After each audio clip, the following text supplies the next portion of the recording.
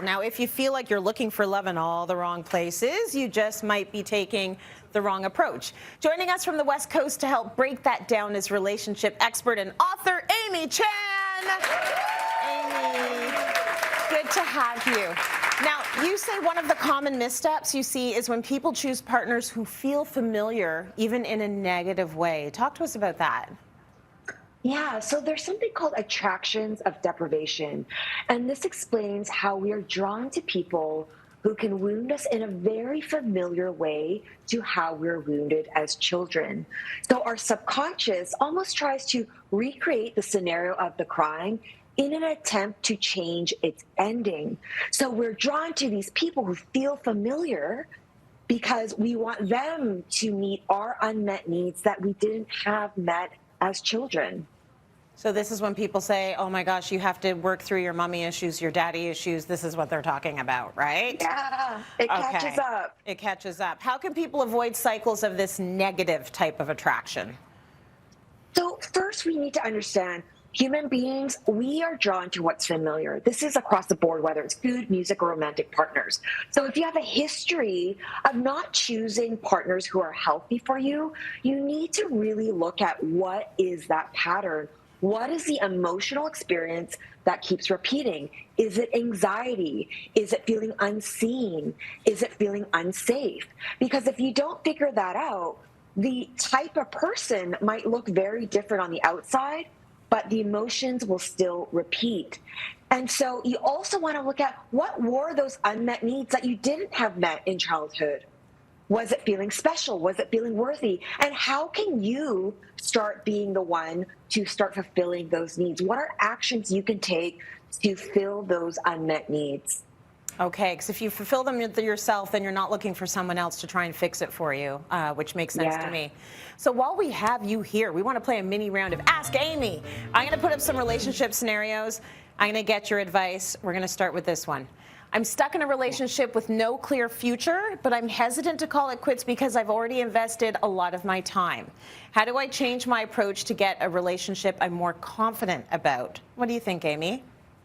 Yeah, so this is a common situation, and it's due to something called sunk cost fallacy. You might have heard this term in the stock market. It explains how human beings have a tendency to invest more in what we've already invested in. So, for example, maybe you bought tickets to watch a movie, first 15 minutes you didn't like it, but you watched the whole movie because, hey, you already put the money in. The same thing happens in relationships. Because you've put the time, the therapy, the energy, you keep focusing on what you've already invested, but the reality is you can't recoup that. You can't get that back. So you want to focus on present and future value and ask yourself, okay, if I was to start fresh from right now, I can't recoup the past cost.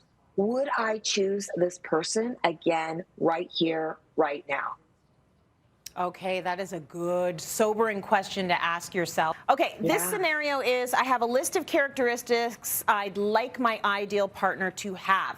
How strictly should I stick to this list while actively looking for the right relationship? So the list, and this is probably something I'd say all my clients struggle with. So here's your list. This is what you should do with it. Throw the list out. And this is the reason why. We make the mistake of something called present bias. And this is the tendency to focus on qualities that will matter in the short term.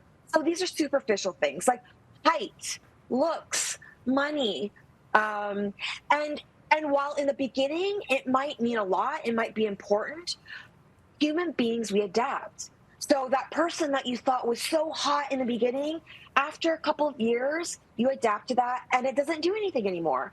And the research actually shows that these short-term superficial qualities, they don't matter when it comes to long-term happiness in a relationship. What actually matters is empathy, sharing values with someone, being able to move through time and conflict together.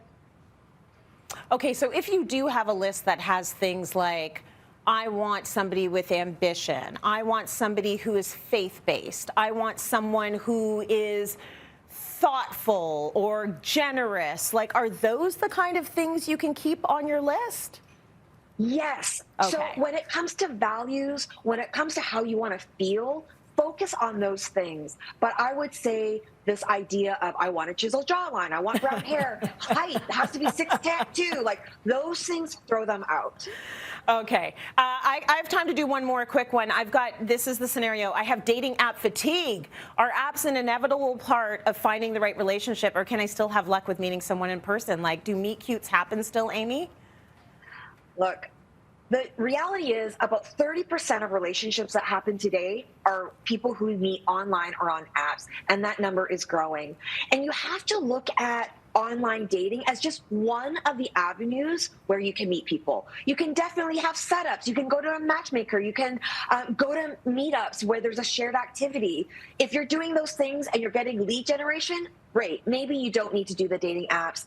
But dating and putting yourself out there, it's a process. And this idea of the meet cute and you'll go to a grocery store and lock eyes with someone and just know, that's what the romantic movies and the fairy tales teach you, and it's not reality based. If you want to create a relationship, you need to take the action. You need to go through the process of dating. It's not just going to magically appear in your life.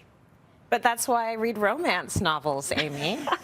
And it's not the grocery store, it's the bookstore. Like, that's the dream, right? Yes. Amy, thank you so much. Great, great advice. Love it, love it, love it. For more of that, you can head to cityline.tv to check out Amy's book, Breakup Boo.